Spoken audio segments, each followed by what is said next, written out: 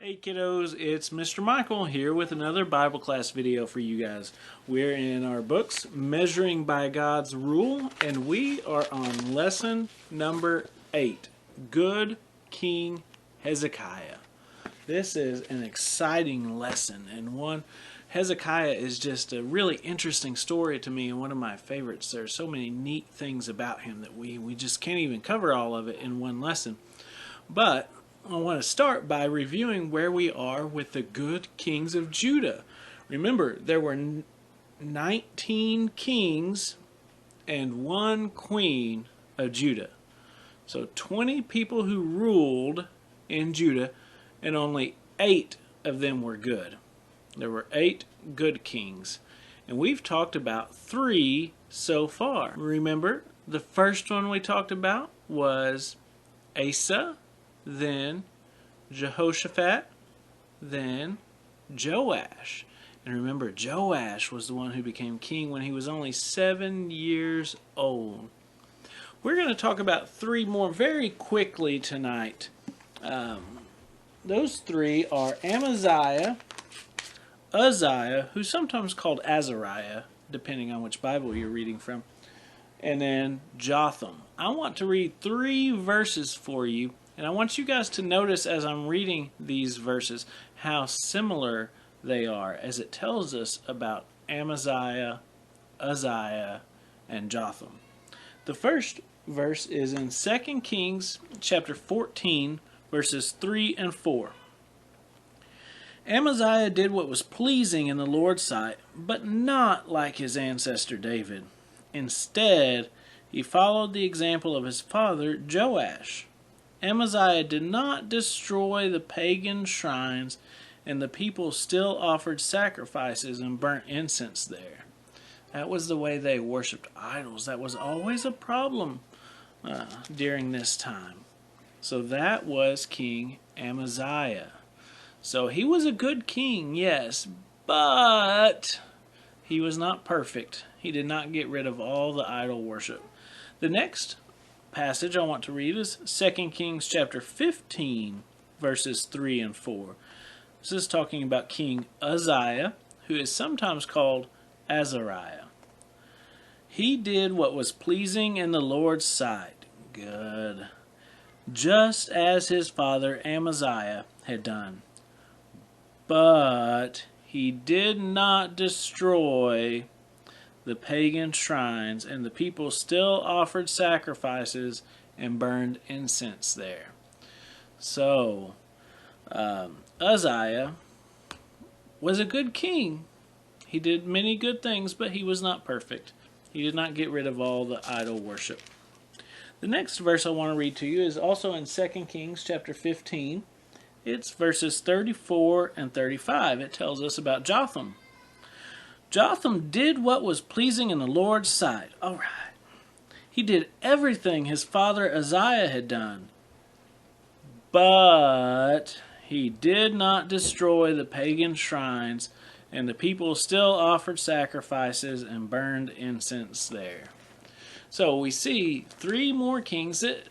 We don't really have a lot to talk about with these 3, but I want you to see how similar they are. They were all good kings. They did good things, but they weren't perfect. They did not get rid of all the idol worship. That was something that was a big problem for all the Israelites, or all the people of Judah during this time.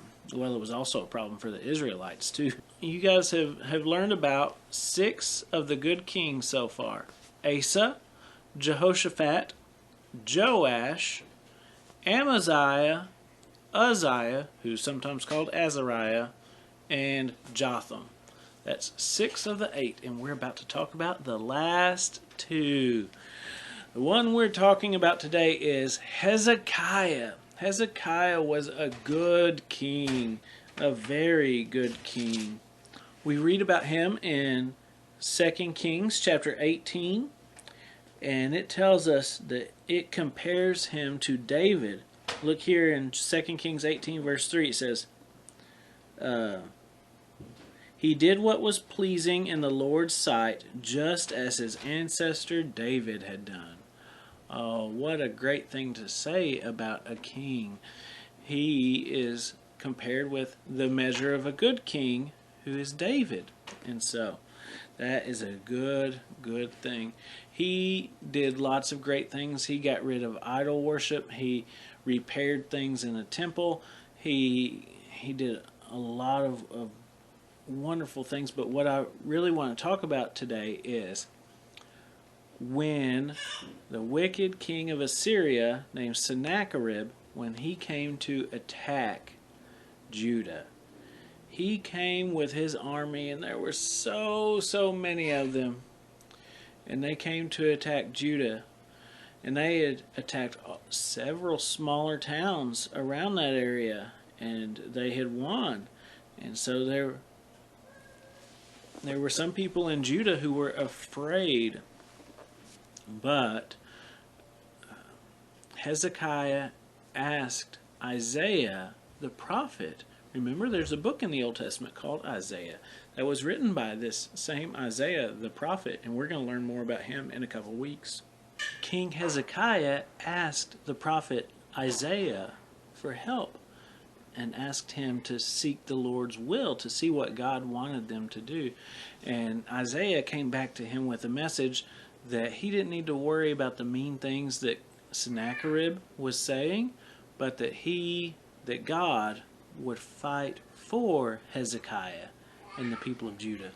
And then one night, thousands and thousands of people in the Assyrian army just died, and Sennacherib had to go home. He went back to Assyria, and Judah was safe. Do you guys know what an archaeologist is? Do you guys know what job an archaeologist does? Archaeology means when people dig in the ground or they find things from a long time ago, and then they're able to look at the things and figure out what happened in the past, figure out what their lives were like. And the neat thing about King Hezekiah is that archaeologists have found all kinds of neat things about King Hezekiah. In 2 Chronicles chapter 32, it talks about when Sennacherib was coming to attack. King Hezekiah dug a big tunnel so that the water from the springs outside the city would come into Jerusalem through the tunnel. And so Sennacherib's army would not be able to stop it. And you know what? Archaeologists have found that tunnel. It's still there today. They've found all kinds of neat things about Hezekiah. They've even found things from Sennacherib too, kind of telling his side of the story. So if any of you parents are watching this, if you want to Google Sennacherib's prism or the Lachish reliefs or Hezekiah's tunnel, those all have some very neat things for us to learn. The last thing that I want to talk about is toward the end of Hezekiah's life. As he got sick one time when he was older, and even the prophet Isaiah came and said, God says you're going to die. But Hezekiah prayed, and he prayed so hard, and he asked for the Lord to heal him. And you know what? God healed him. Hezekiah lived another 15 years after that time when he thought he was going to die. So that's a wonderful lesson for us to learn from Hezekiah, is that God loves us and God will answer our prayers. All right. Thank you guys so much for being with us for Bible class. I'll see you soon. Bye-bye.